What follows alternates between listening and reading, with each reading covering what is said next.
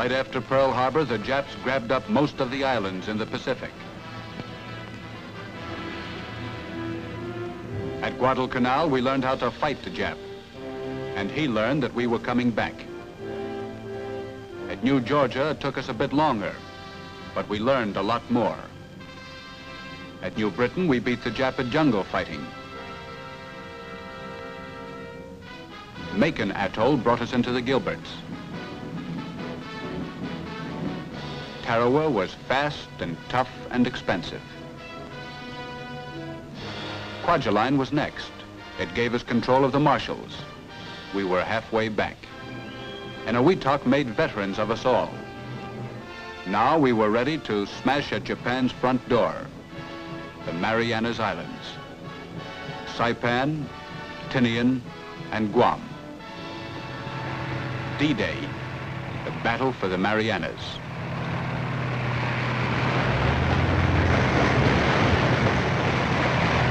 The LSTs unload their Amtraks.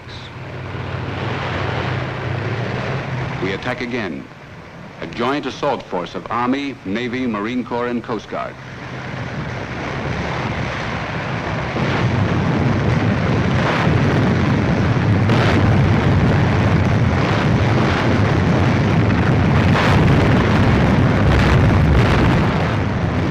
Saipan.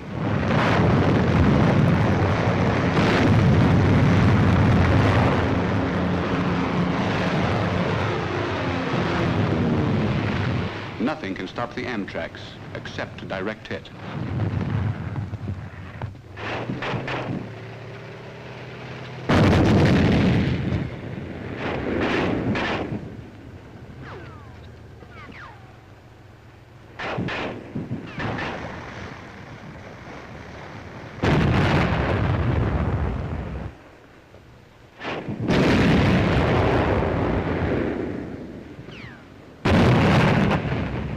We keep driving in.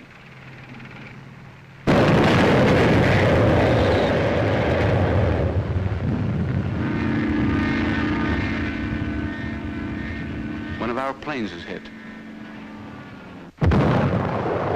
Jap fire pins us down.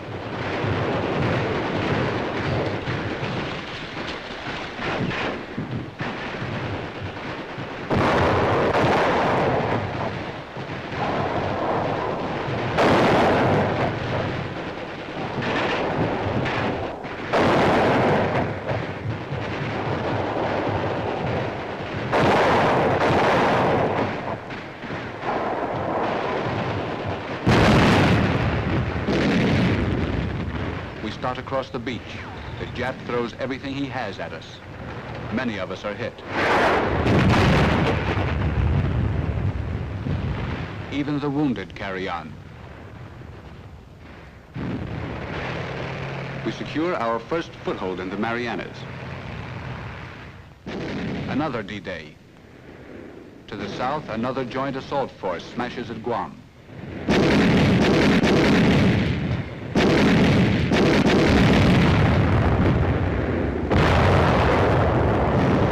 Coast Guard gets us through heavy enemy fire.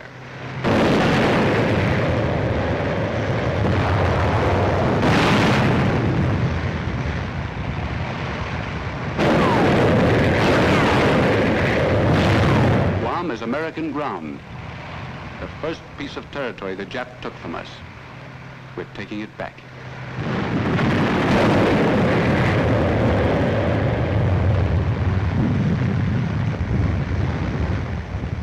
The flag is planted again on Guam.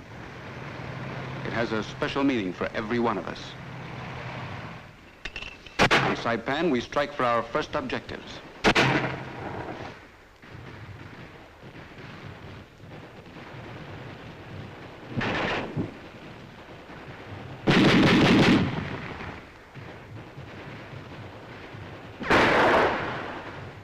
Tank and infantry teams push inland.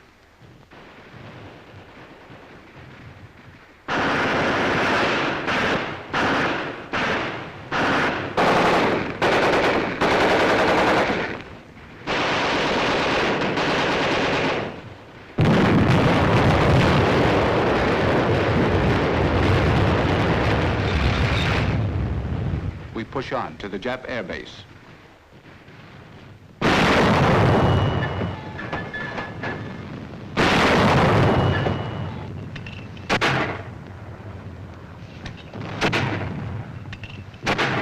There it is, Aslito Field. Precision bombing and shelling before D-Day wrecked the hangars and buildings but saved the runways. Now we can use ground-based fighters and bombers. The Nips got out in such a hurry, we captured many of their planes undamaged.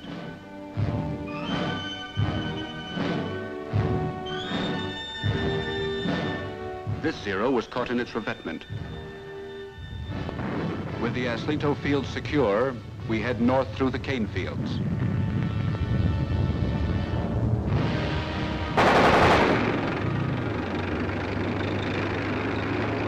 We hack through the hills and underbrush day after day, taking with us only the most important things: weapons.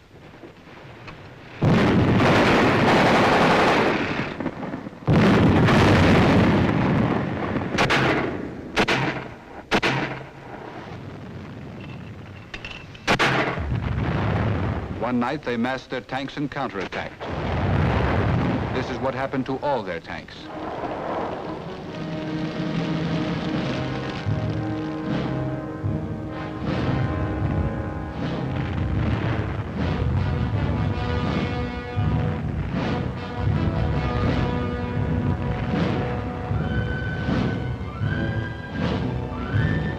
The Japs knocked out one of ours. Those are the Japs. The Navy's big guns keep hammering away.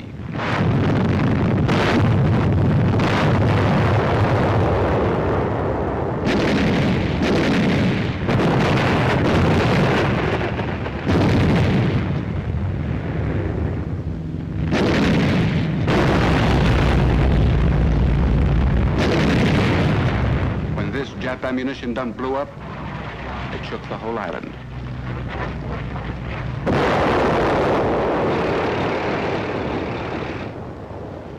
The flamethrowers move up.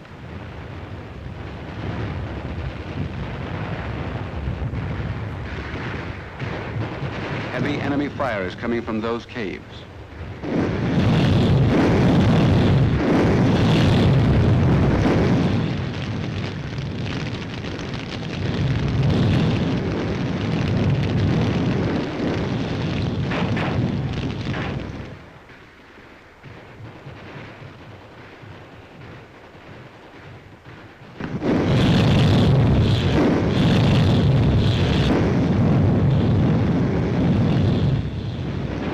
Burn them out of their pillboxes.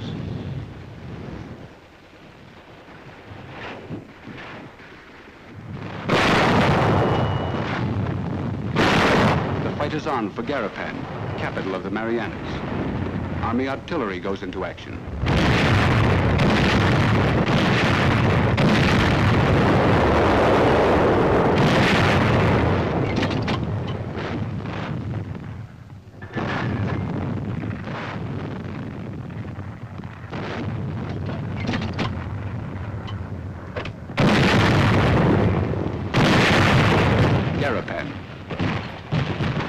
At the same time, we shell Tinian Island across the channel from Saipan.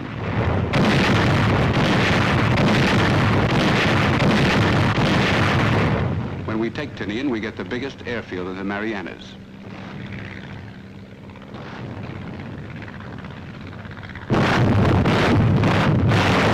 The battle for Garapan and Mount Tapacho goes on 24 hours a day. This tank runs interference while we evacuate our wounded under heavy Jap fire.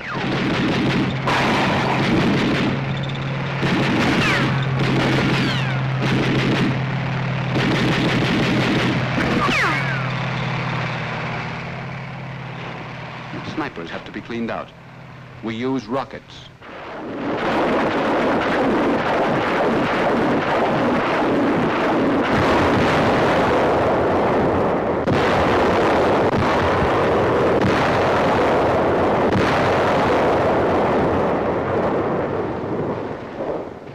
We smoke them out with incendiaries.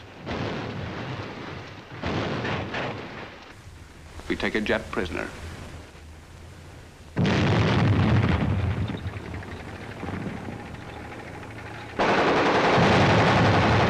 battle from inside a tank.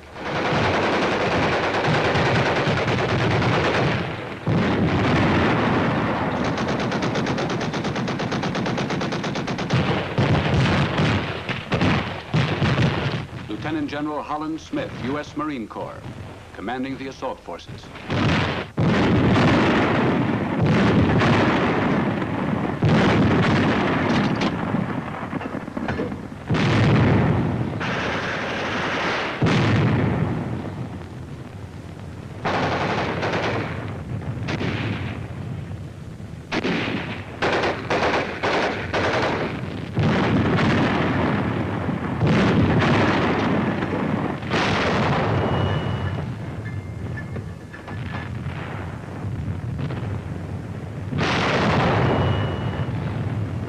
Another Jap oil dump goes up. Thunderbolts take off from our new field.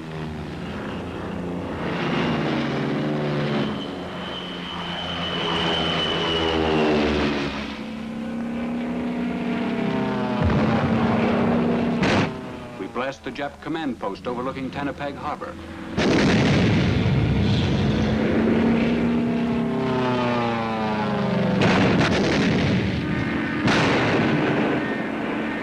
Bomb Jap strong points in the hills.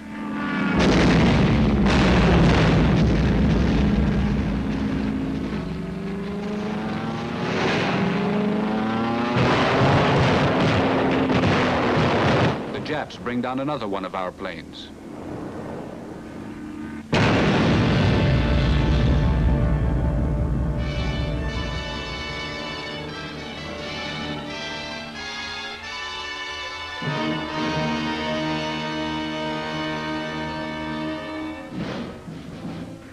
Enter Garapan. Now it's house-to-house fighting. They're waiting behind hedges, underneath buildings, behind walls, everywhere. 37s are used to knock them out of their emplacements.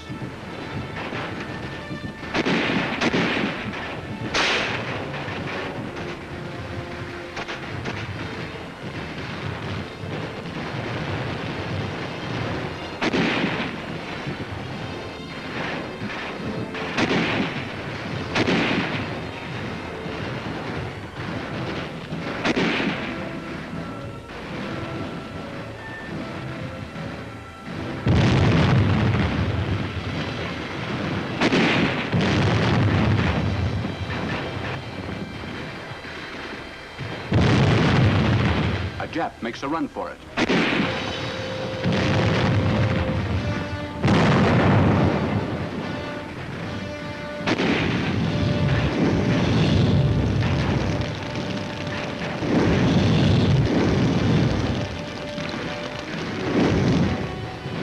Garapan is ours.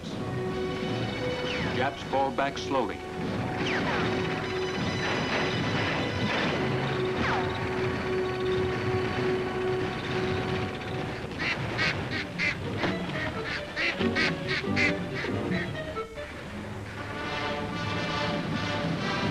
It's tough going in the hills.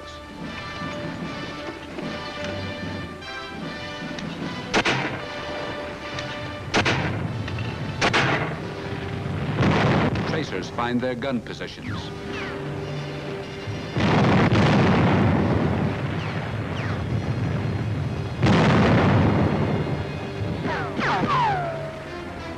We corner them on the north end of the island.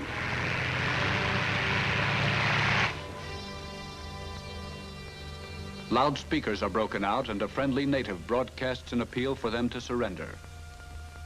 We hold our fire.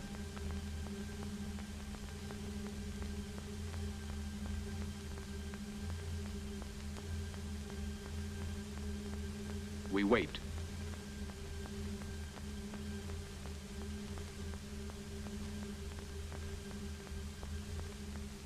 Many civilians do surrender.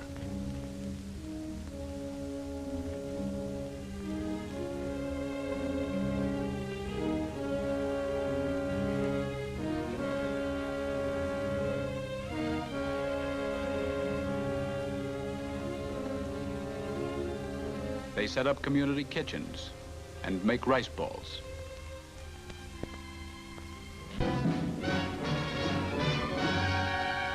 For those who refuse to surrender,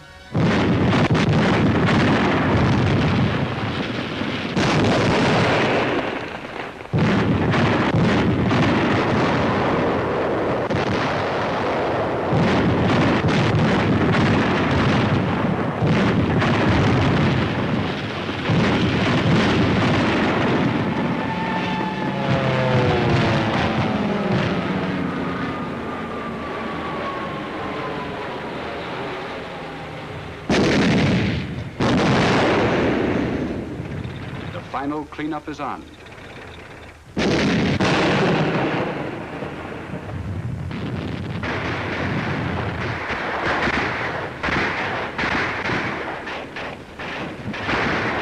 Our front line advances.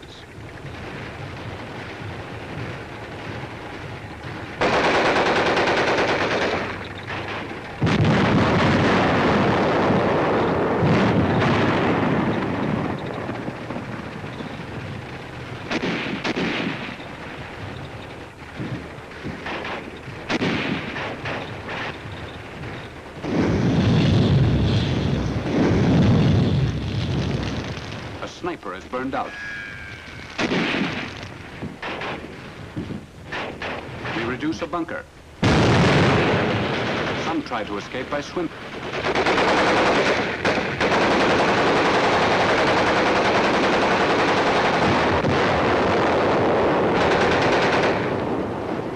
Hand grenades are effective.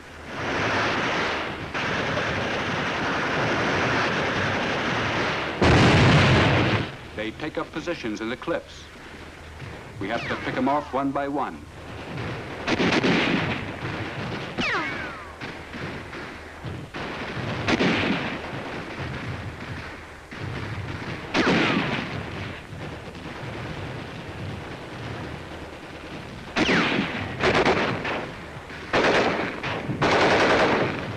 Some choose suicide by jumping.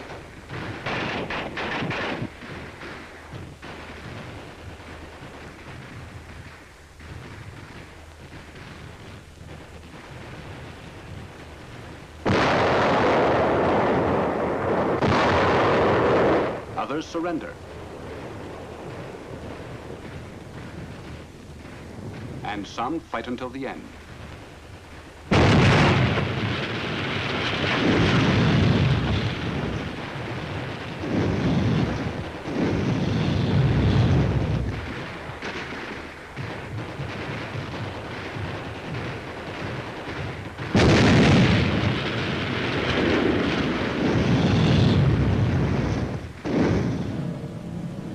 Buried our dead, 4,470.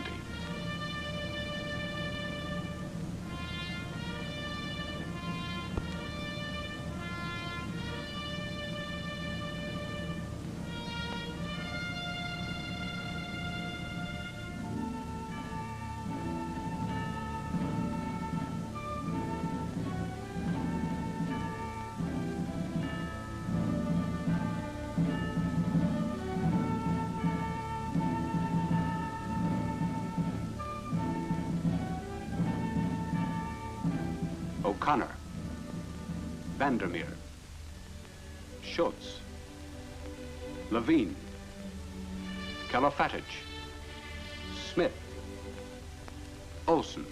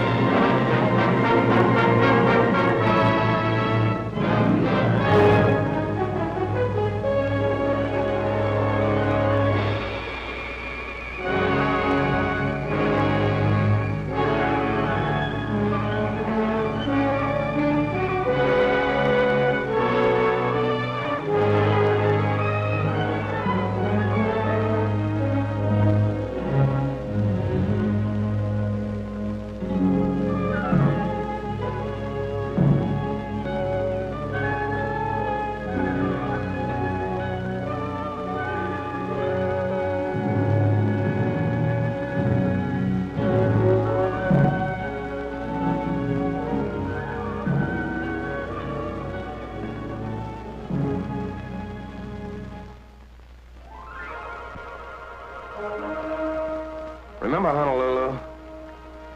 As if any of us from the 81st Wildcats could forget it. Seems a lot longer than it really is since the days we played around here. Those 4 days at Waikiki, those Wahinis, if you got lucky. Of course, there were guys who'd rather go swimming. That's us. July 1944. Sleeping in the hot sun after all those rugged months of jungle training. Fat, sassy, and shaved. We thought then we knew all the answers. This came under the heading of morale building.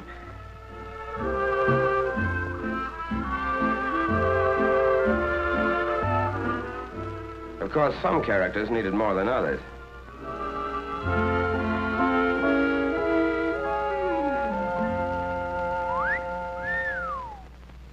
But while we were taking it easy, headquarters was doing its job. General Richardson, commanding general, Pacific Ocean area, and his staff were cooking up a different kind of party for us. It began the day we started on the boat ride, wondering where the hell we were going and how we were going to do when we got there. 2 solid years of training in back of you, but training and climbing through the ropes on fight night are 2 different things. There were more than a couple of guys climbing that gangplank who were giving that subject their private attention. And we shoved off on our little excursion of about 6,000 miles over water.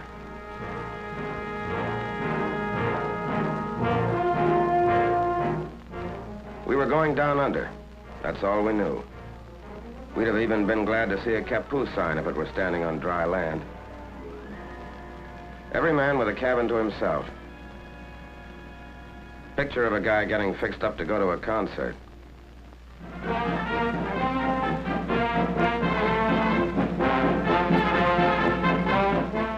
But it never made you stop wondering where you were going.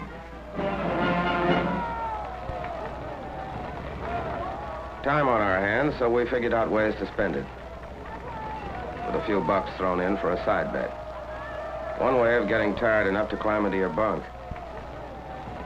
Back the loser, bub?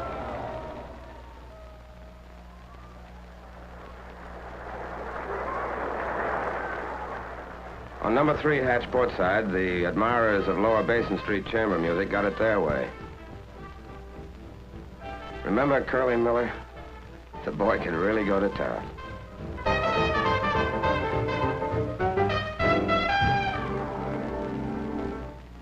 The day we crossed the equator and the shellbacks got their crack at the pollywogs. And there's still some of us in the outfit who take off at the sight of a curved stick.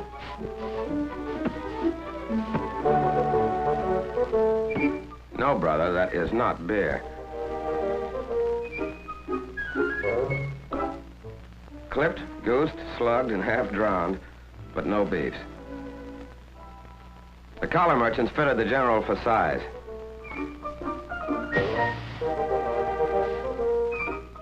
The local barbers gave him a once-over lightly.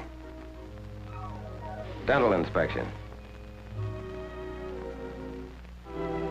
A rub-down at the club. The treatment's finished and the general's a shellback. When you look back now, you can remember a lot of laughs on that boat ride, but mostly it was just plowing along through that ocean, under that sky tent, and waiting, and watching for Jap subs or carrier planes.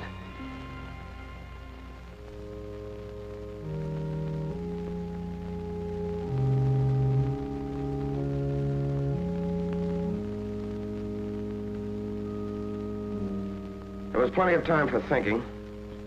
30 days for it. Thinking about a lot of things you remembered. Sometimes about what was ahead. That was a special kind of thinking. And when you looked around, you saw you weren't the only one doing it. Somehow it made you feel a lot closer. It was the end of August when we dropped anchor off Guadalcanal in the Solomon Islands to go ashore for our dry run.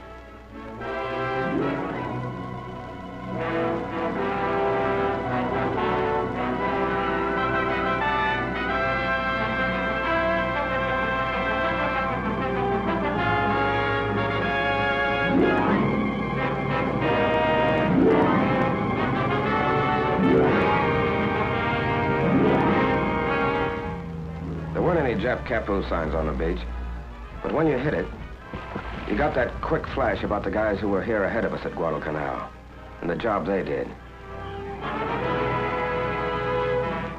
To look at it, you couldn't believe that beach had ever felt the bite of live ammo.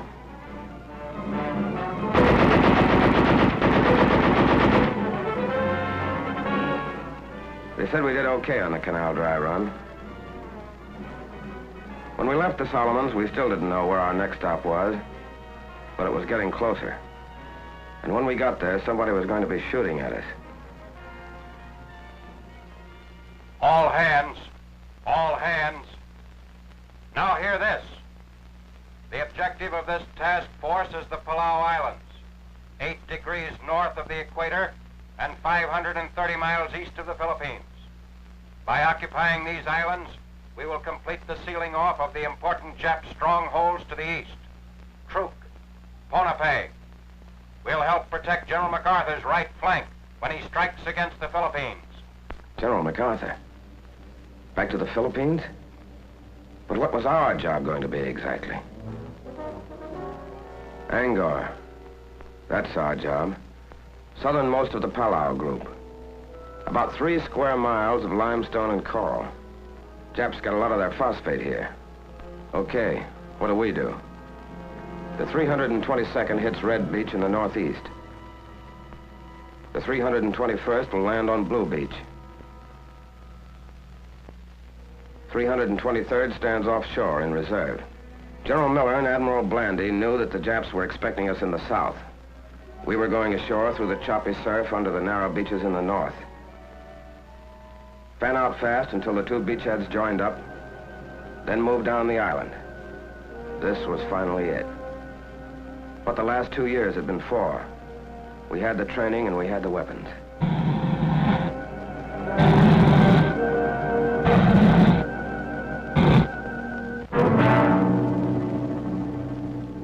There was Angkor. On it, holed up in caves and pillboxes, was a tough Jap regiment with plenty of experience in China back of them. This was our first time. How were we going to do? Remember the morning of September 17th? The carriers opened the show.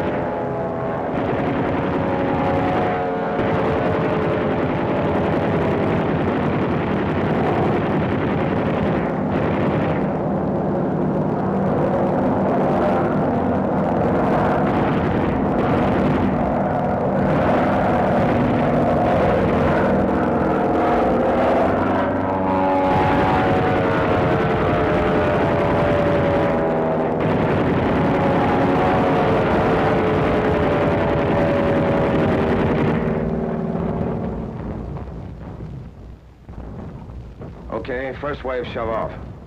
That's us. Let's go.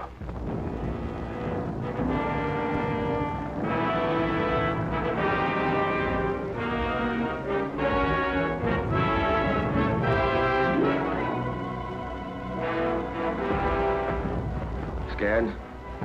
Who wasn't? At least the waiting's over.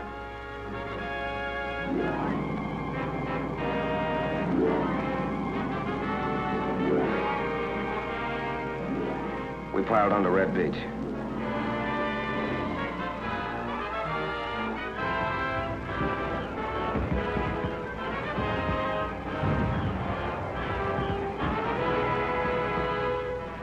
Grab it, brother. You'll need it.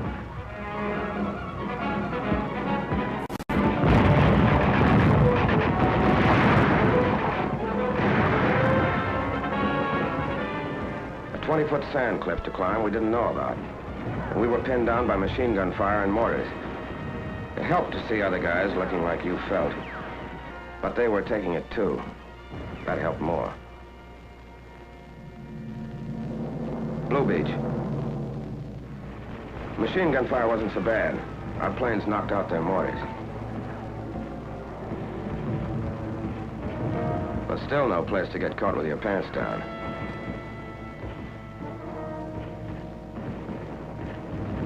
They had no regular defense line. They melted right into the ground.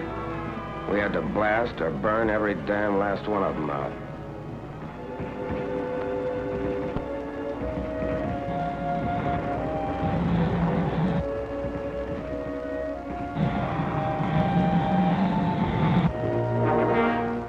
Naval artillery raised so much hell with Blue Beach, the Amtraks had a tough time making it.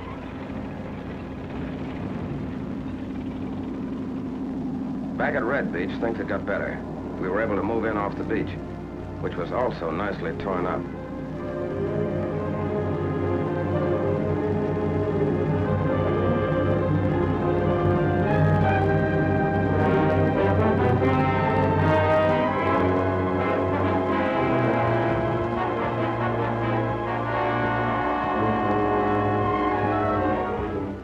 We started blasting them out of their rat holes with satchel charges.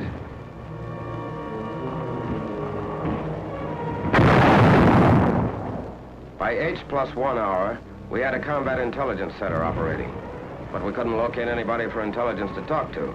They wouldn't come out alive.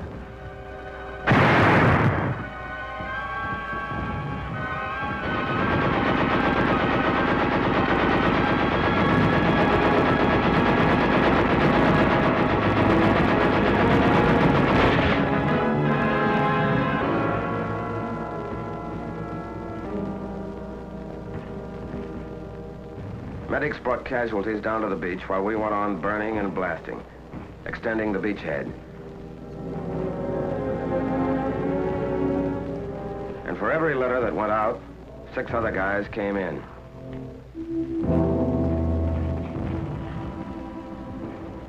As soon as we had a good toehold, landing craft started delivering in back of us, building up an ammo dump. The Japs were still on high ground to the northwest, with mortars. They hit the dump.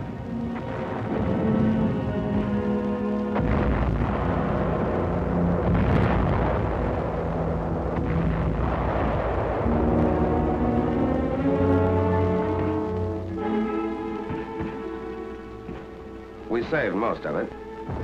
But who wants to be a fireman at a time like this?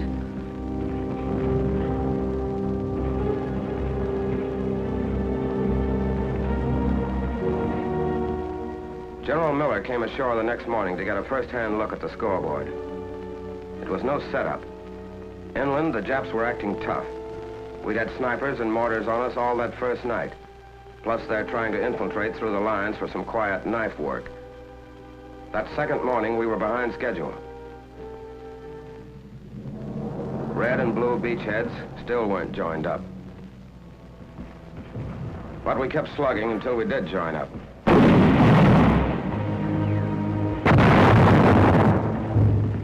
And all the time moving inland. Then we got to Shrine Hill. Remember?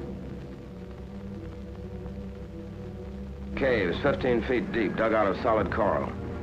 Entrances barricaded with coconut logs, leaving firing slits only a couple of inches wide.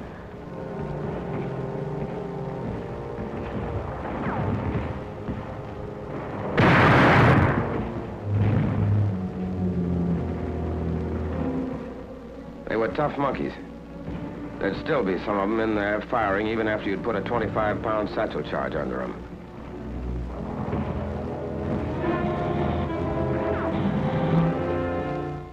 Tough, all right, but they could be had. So we took Shrine Hill, one place where they wouldn't pray to their ancestors anymore. Then we got to Saipan town. What was left of it.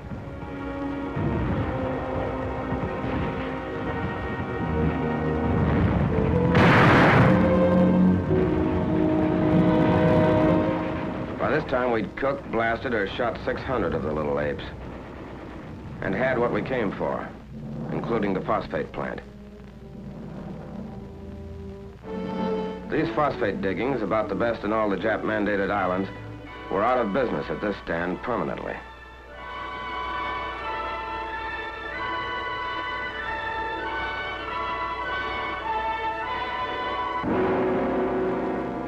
We weren't taking chances. They know how to hide like the murdering weasels they are. We heard that some of them were still on high ground up to the north. But by the end of the third day, we'd shoved them back into the northwest corner and the southern tip of the island.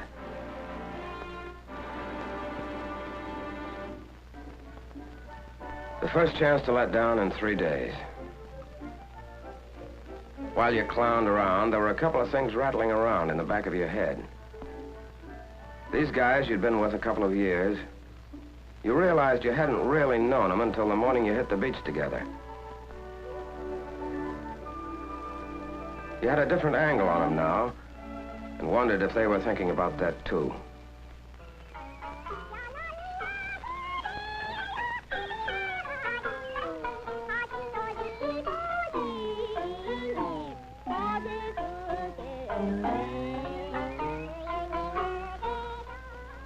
While all of this had been going on, our 321st pulled out for Peleliu Island, 6 miles to the northeast. The 1st Marines were finding it heavy going up there. The 321st went up to give them a hand. The rest of us who stayed on Angar had our own job to finish. The jungle was still lousy with Jap snipers, but we couldn't wait to clean them out to get the airstrip in. With a rifle covering every couple of axes, the aviation engineers started hacking out the strip. The sooner it's in, the sooner we can use it as a base to plaster the rest of the Palaus.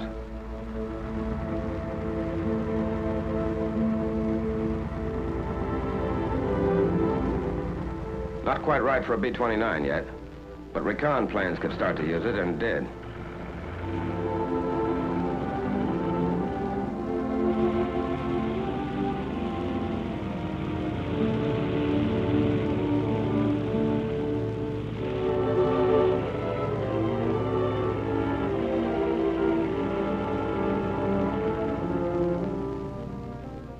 That island way in the background is Peleliu, where our 321st was battling Japs. Angar was ours, but not quite. Up in the northwest corner, there's a piece of high ground we were starting to call Suicide Hill. To get to it, we had to move up the narrow gauge leading from the phosphate works into the defile that, for good reason, got the name of Bloody Gulch.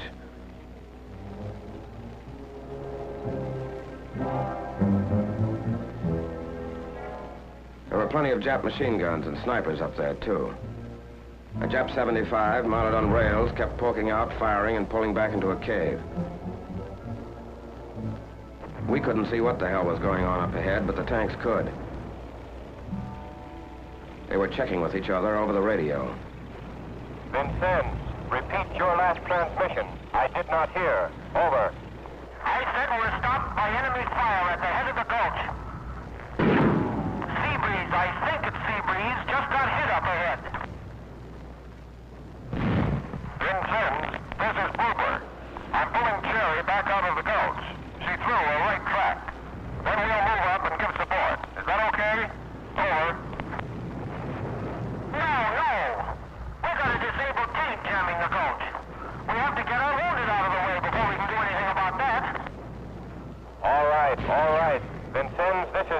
Cyclone, I'll tell you what to do. After the wounded are removed, use your gun to blast that tank out of the road. Over. Okay, I'll try that, but it may take a lot of AG. I suggest the infantry blast it out with satchel charges. Can a demolition squad get near enough? What about enemy fire? Over. They can get up there. They can get up there. We're under fire all right, but those litter bearers are working right in it. They're bringing those guys out with stuff kicking up all around them. Brother, what guts. All right, then. I'll contact infantry. As soon as our wounded are out of the gulch, we'll blast. Will any combat vehicle to the rear speak to me? Come in, please. Over. Okay, Cyclone. This is Calcutta. Over. I want you to warn all infantry in your vicinity to take cover. Get them off the rails. We're going to blast up ahead. Now, to any combat vehicle near there, pull back out of the way. Acknowledge. Acknowledge. I heard you, Cyclone. This is Rose. I'm right in there, but not too close.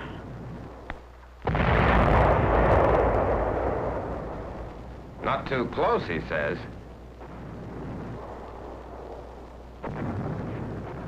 But the way is cleared now for the 2nd Battalion to move through the gulch. We were going to start a little encircling maneuver. So we split up. Some of us went up the rise to the right.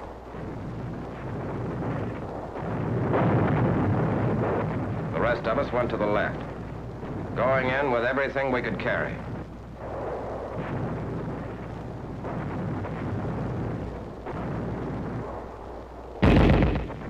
Yeah, and everything we could throw.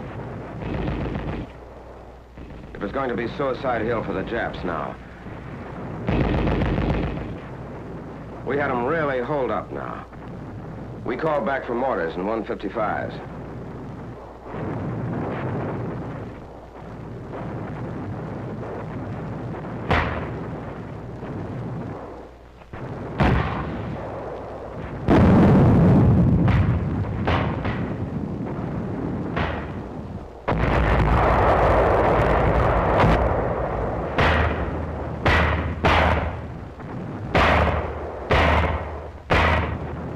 They really got it, all afternoon and into the night.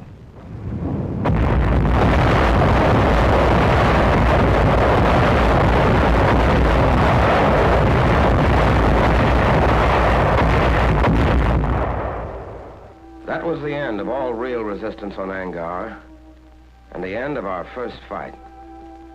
It had been no cinch. They'd poured everything they'd had on us, from 75s down. But we'd won our first battle, and we had a right now to call ourselves the 81st Wildcats.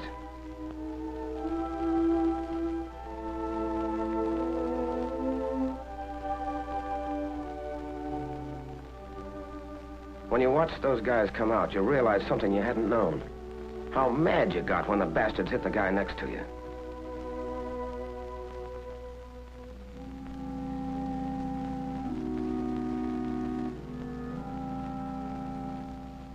Colonel Venable, our regimental commander, was hit by that 75. With the rest of our officers, he'd been right up there with us.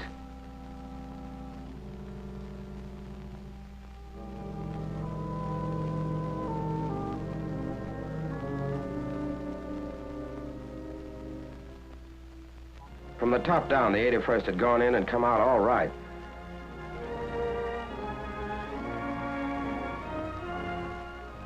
These are the faces of men who fight.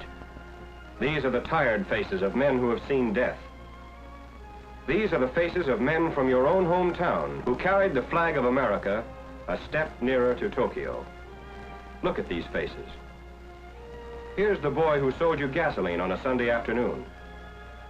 Here is an American boy. Looks tired, doesn't he? He is. Here's the boy who came calling on Saturday evening and took your daughter to a movie. Here's the boy that everyone predicted would make All-American when he went to the State University. But he didn't go. These men don't like war. But the enemy must be met and destroyed wherever he can be found.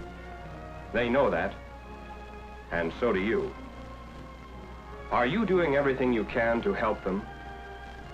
Are you buying war bonds? Bonds that pay for the weapons with which they fight? Bonds that provide places for them to rest and hospitals in which their wounds may heal? Are you buying war bonds to the limit of your ability to ensure that a strong and worthwhile America will be waiting when these men return?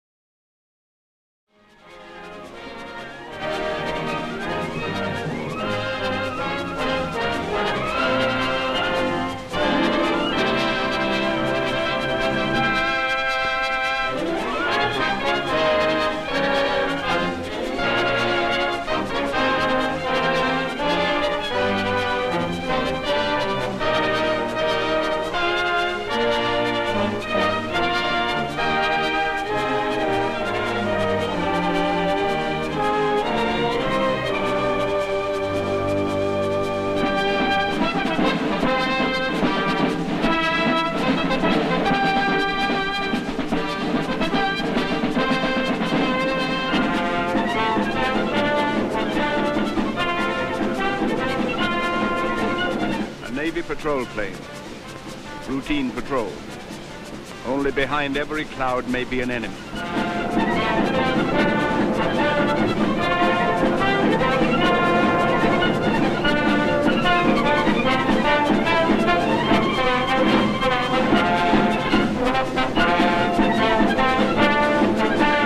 Midway Island.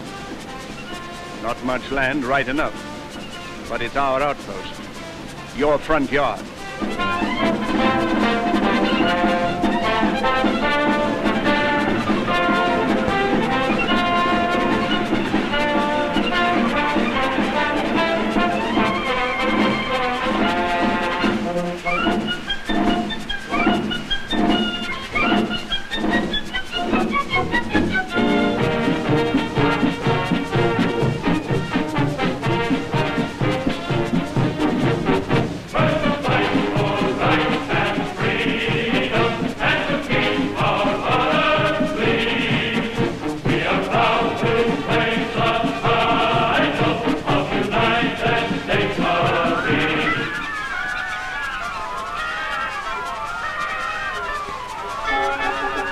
These are the natives of Midway. Tojo has sworn to liberate them.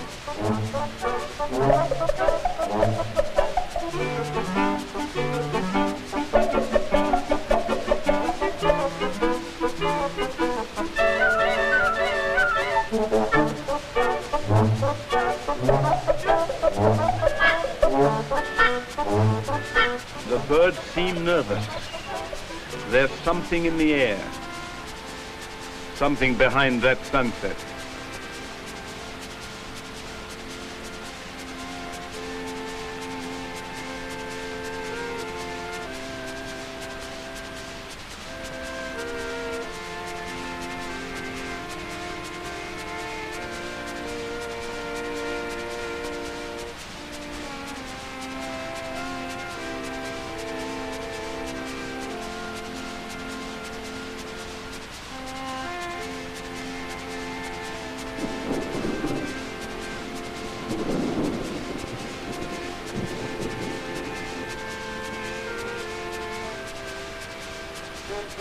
Excitement this morning.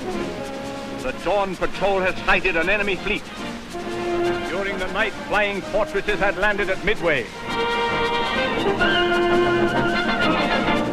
An historic council of war is held.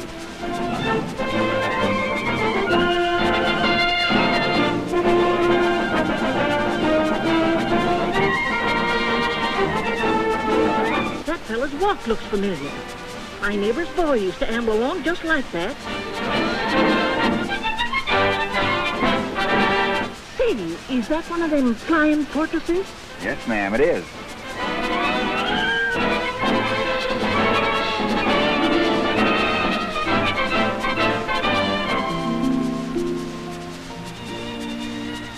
Why, that's young Will Kinney. He's from my hometown, Springfield, Ohio. He's not going to fly that great big bomber. Yes, ma'am, that's his job. He's a skipper. Will's dad is an engineer. 38 years on the old Ironton Railroad. And his mother, huh? Well, she's just like the rest of us, Mother, Springfield or any other American town. And his sister, Patricia. She's about as pretty as they come. I'll say so. Well, Junior Kinney.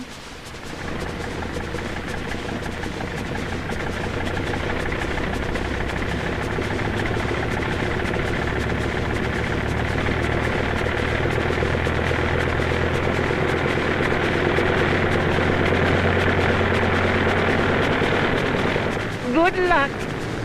God bless you, son.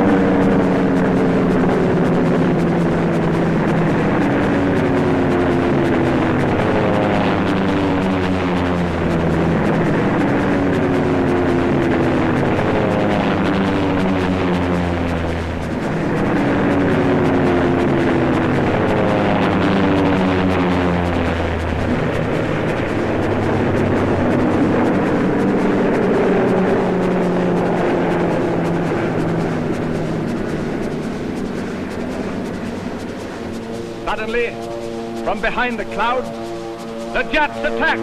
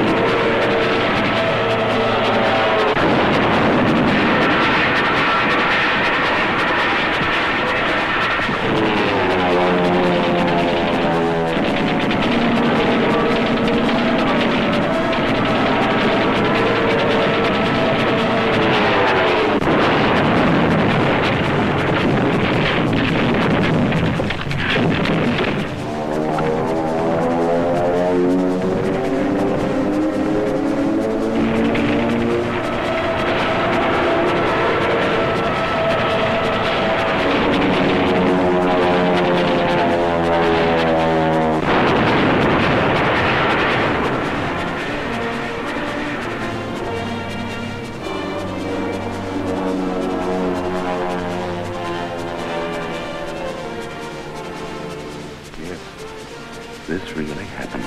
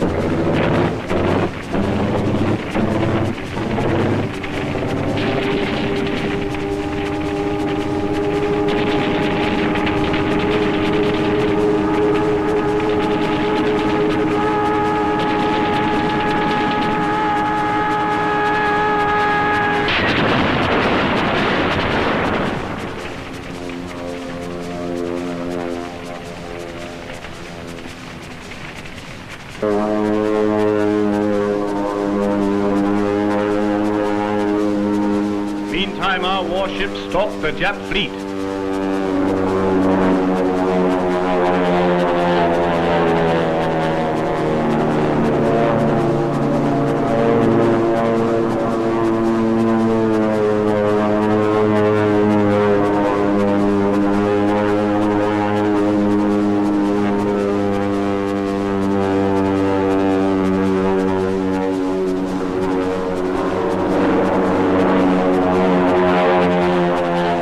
Suddenly, the trap is sprung.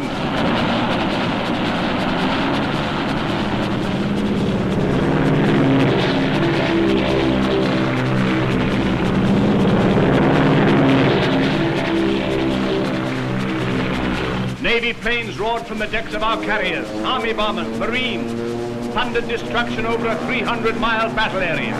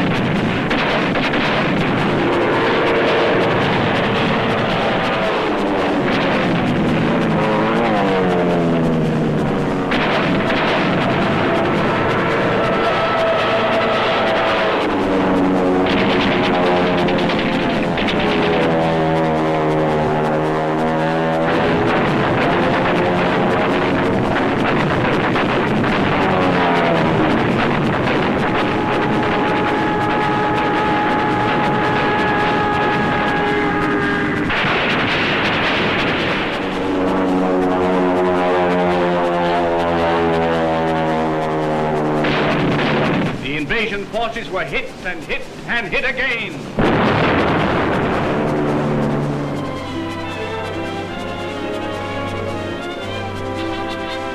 Men and women of America, here come your neighbor's sons, home from the day's work. You want to meet them. There's Jimmy Thatch, 7 meatballs on his plane.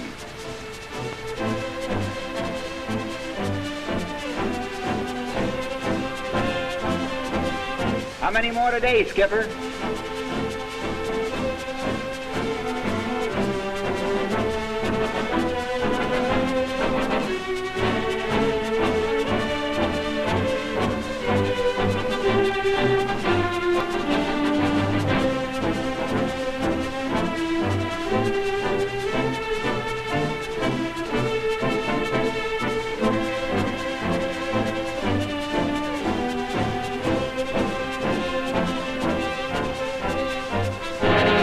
Back at Midway, Tojo swore he'd liberate the natives. They seem just as free as they ever were.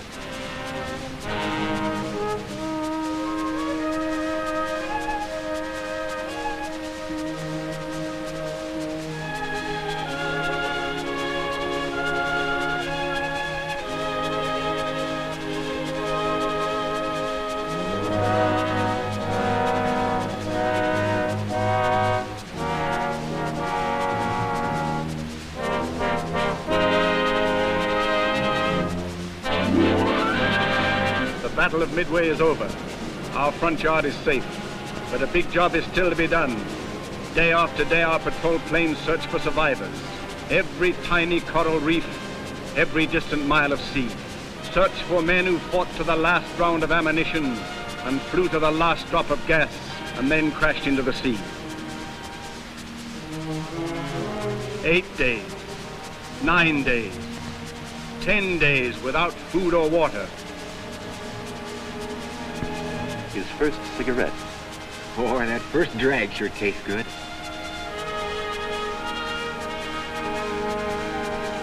$11 days. Well done, Matthew Hughes.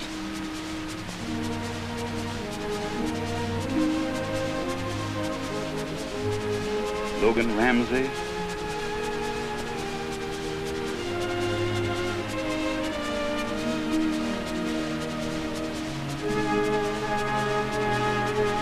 Frank Fessler. That's 13 for Frank.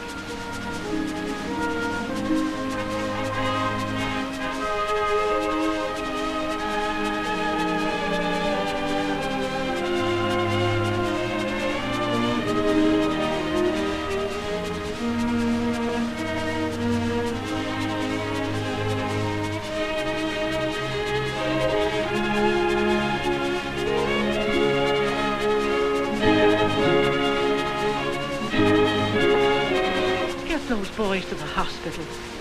Please do, quickly. Get them to clean cots and cool sheets. Get them doctors and medicine, a nurse's soft hands. Get them to the hospital. Hurry, please. There was a hospital. Clean, orderly, 100 beds. And on its roof the Red Cross plainly marked. The symbol of mercy the enemy was bound to respect.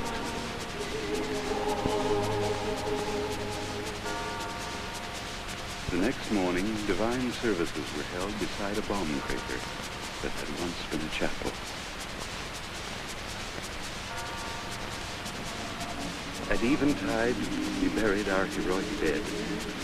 The last salute from their comrades and their officers.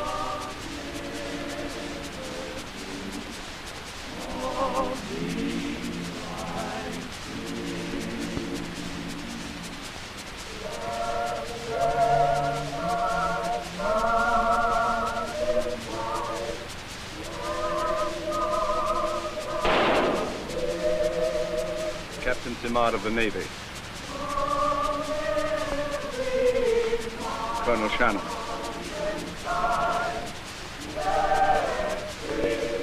Major Roosevelt.